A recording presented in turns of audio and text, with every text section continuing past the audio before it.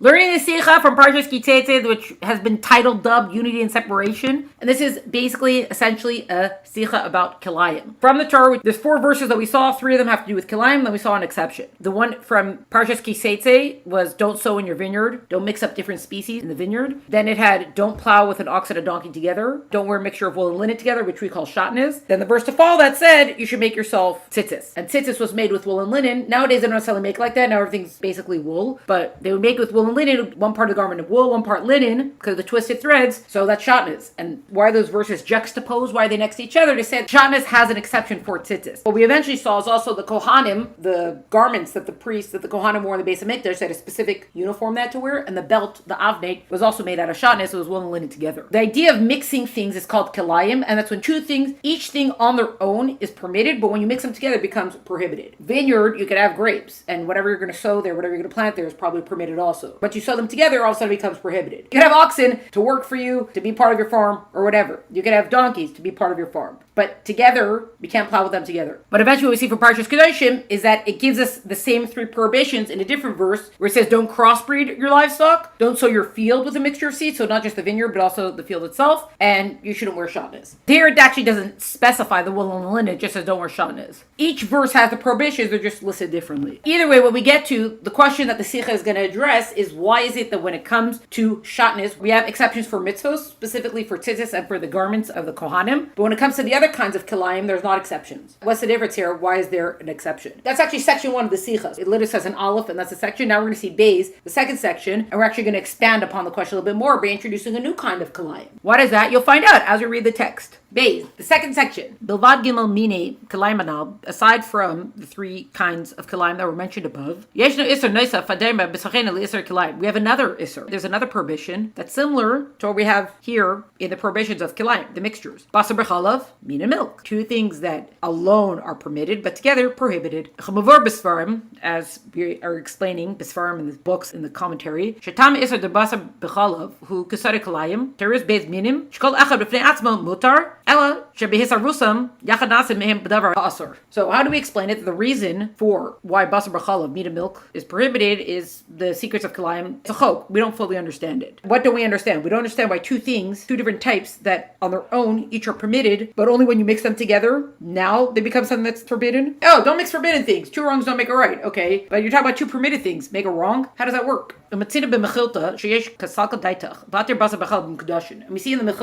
so we see in commentary, where it says it might come into your mind, actually, to permit this, to permit basar b'chalav, meat and milk together, when it comes to holy things. As in, maybe God, for his karban, maybe God wants us putting butter on the meat before we sacrifice it. When you see those tomahawk steaks, that they take these massive slabs of meat and they just dip it in butter and then sear it and then add more butter and more butter. Maybe that's how God likes his meat. Ela shana darshan ala kasav, but, however, how do we explain the verse? Reishis Gemer, which we'll see the rest of the verse, but it's actually talking about the Kurim, that's the first part of the verse, so it says etc., because that's not related to Kilayim. Tavi beis havai lakecha, lo savasha gadi b'chelev imo. That you're going to bring it to the house of Hashem, and you shall not cook a kid in its mother's milk. As in, goat in milk, but from there we basically extrapolate, there's 3 places where it has this prohibition, and so we understand they're not supposed to cook, eat, benefit, meat and milk together. Shagam beis havai lakecha, that even in the house of Hashem, your lakecha, and God your Lord, yeshin isar basar b'chalav. We have a prohibition of basar b'chalav, meat and milk. So we know we're not allowed to have meat and milk together, but we say, oh, perhaps maybe for the base of Mikdash it's permitted, the same way that the avnet, the belt of the Kohanim, was permitted. Perhaps maybe in the base of Mikdash this should be permitted. But the verse literally tells us that in the house of Hashem, don't do this. Okay, so we thought maybe perhaps, and the verse comes in and says no. In a way, we're almost summarizing what we just learned. We said there's 3 kind of categories. There's 3 categories in this matter. The whole thing of Kilayim, aside from all the examples that we're given, we see that we have 3 different types, I guess you could say, of Kilayim. So when it comes to the Kilayim of clothing, which is shatnez,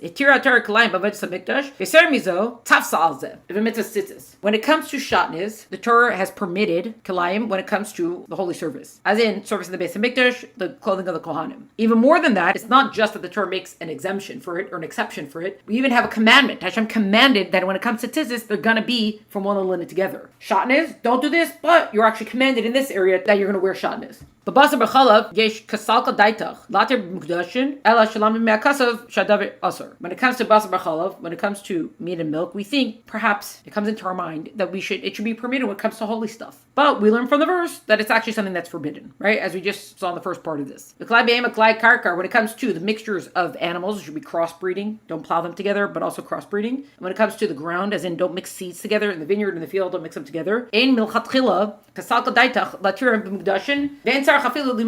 doesn't even come to our mind from the beginning to permit this when it comes to holy stuff. Therefore, we don't even need a verse to tell us this. Shatan is, we have the exception. Basar b'chalav, we think maybe it would be allowed, but actually, no, the verse tells us it's not allowed. And the other kind of kalayim, when it comes to animals and when it comes to agricultural stuff, that from the beginning, we never even thought that it might be allowed and it's just forbidden. So we don't have to extrapolate it from anywhere. We could see it as the Torah says it. We're going to dive into it more. We're going to clarify this more. That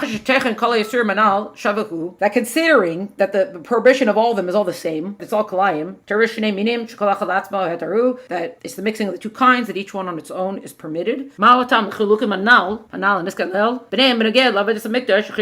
So what is the reason that we're having these above mentioned categories between them when it comes to things that are the divine service and things like that? If all of these things that we've mentioned, they're all kilayim, they're all forbidden, it's all chok, we don't understand it. God says not allowed. Then all of a sudden God starts, he says actually this one is allowed, not only is this one allowed, you're commanded on this one maybe you thought it was allowed, but it's not allowed, etc. Why is it that when it comes to certain things, there's permission, and not just that, even commandment? Certain mitzvahs, as in certain holy services, have permission, have exemptions, but when it comes to the other things, there's not. Why can't we give a carbon that's meat slathered in butter? Why is it only when it comes to the oven, the belt, that's permitted? Why are these categories? What are we separating all this kind of stuff for? Next time we'll see all the texts that are within this text that we read, all the texts that come up in the footnotes and stuff like that, and then after that we'll start actually delving further into the topic to understand what is going on when we're doing kalayim, which would allow perhaps to give some sort of light, to shed some sort of light on why certain kinds of kalayim, perhaps this is the reason why Hashem gave permission for them. Even though ultimately we can't fully understand it, but we could try to find some sort of explanation that might help us gain some sort of understanding with it.